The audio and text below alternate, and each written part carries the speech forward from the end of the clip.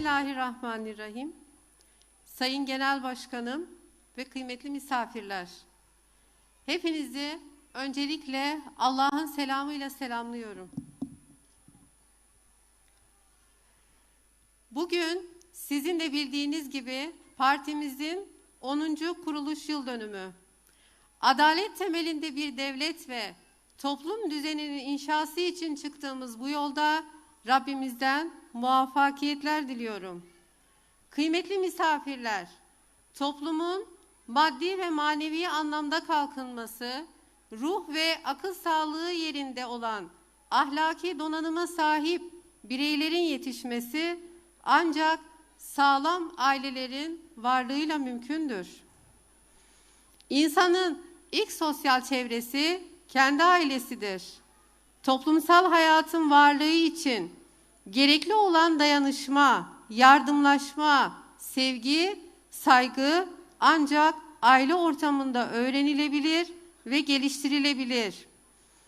Uyuşturucu, alkol, kumar gibi bağımlılıkların ve birçok ahlaki problemin temelinde ailesizlik ya da sorunlu bir aile ortamında yetişmiş olmak artık bilinen bir gerçekliktir.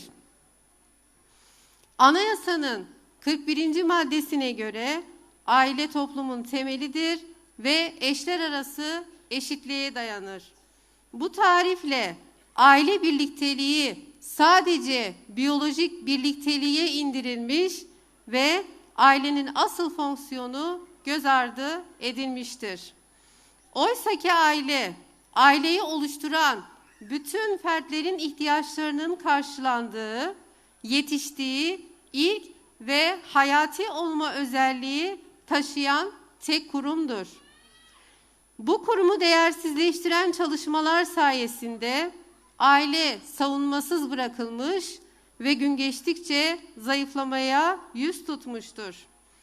Boşanmaların artması, evlilik oranlarının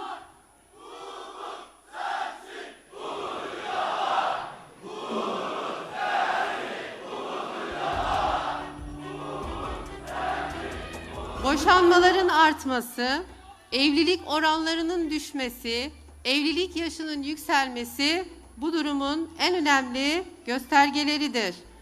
Bir yandan aileyi değersizleştiren çalışmaların hız kazanması, diğer yandan sapkın ilişkileri meşrulaştıran çalışmaların hız kazanması aileye vurulan en büyük darbelerdir.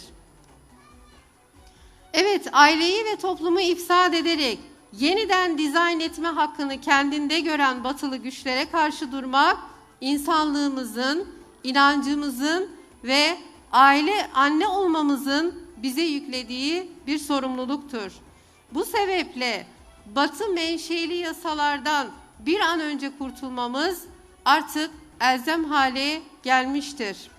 Örneğin sözde kadını koruma bahanesi ile imzalanan İstanbul Sözleşmesi yürürlükte kaldığı süre içerisinde yuvaların dağılmasına ve kadın cinayetlerinin şiddetin artmasına sebep olmuştur. Toplumsal cinsiyet eşitliği adı altında cinsel sapkınlıkların normalleşmesine ve yaygınlık kazanmasına zemin hazırlanmıştır.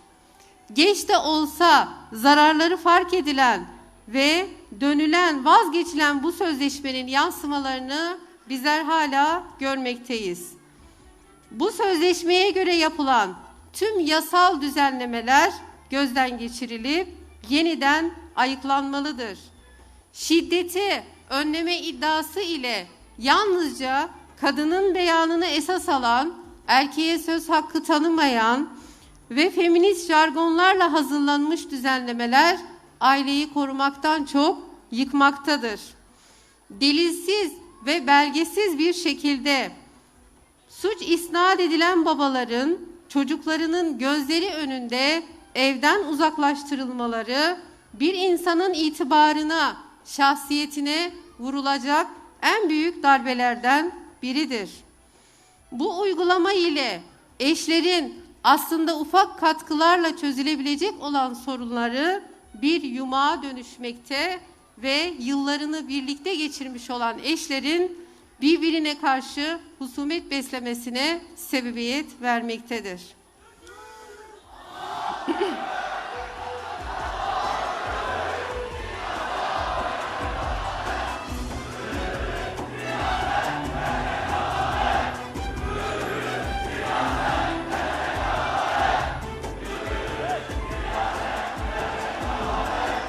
Hüdapar olarak diyoruz ki, inancımızı ve bizi biz yapan medeniyet değerlerimizi ölçü alan yasalar yapılsın.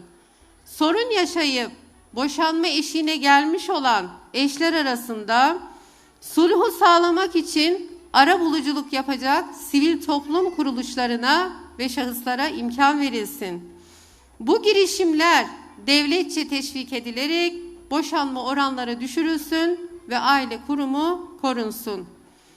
Hükümet yetkililerine sesleniyoruz ve diyoruz ki, eğer aileyi korumak istiyorsanız, boşanma oranlarını düşürmek istiyorsanız ve evlilikleri artırmak istiyorsanız, öncelikle 6284 sayılı kanunu iptal edin. Eşler arasındaki sorunları gidermek üzere arabuluculuk sistemini devreye katın. Medyanın aileyi koruyacak ve aile olmaya özendirecek yayınlar yapmasını sağlayın. Ailede annenin emeği, hakkı ödenmez. Bu emeğin paha biçilmezliği sayesinde cennet annelerin ayakları altına alınmıştır. Yanlış aile politikaları sayesinde annenin emeği değersizleştirilmekte ve anneler çeşitli projelerle iş hayatına teşvik edilmektedir.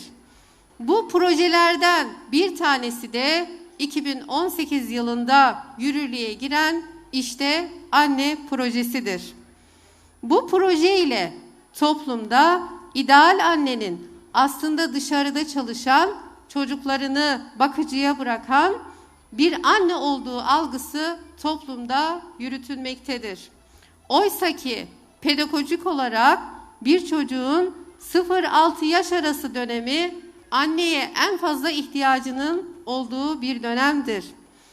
İnsanın şahsiyetinin oluşması, ahlaki gelişmesi daha küçük yaşlardayken annesinin ilgisi, verdiği eğitim ve terbiye ile mümkündür. Anneler çalışma hayatına teşvik edilerek geçim derdi ile çocuklarına bakma derdi arasında bırakılmamalıdır.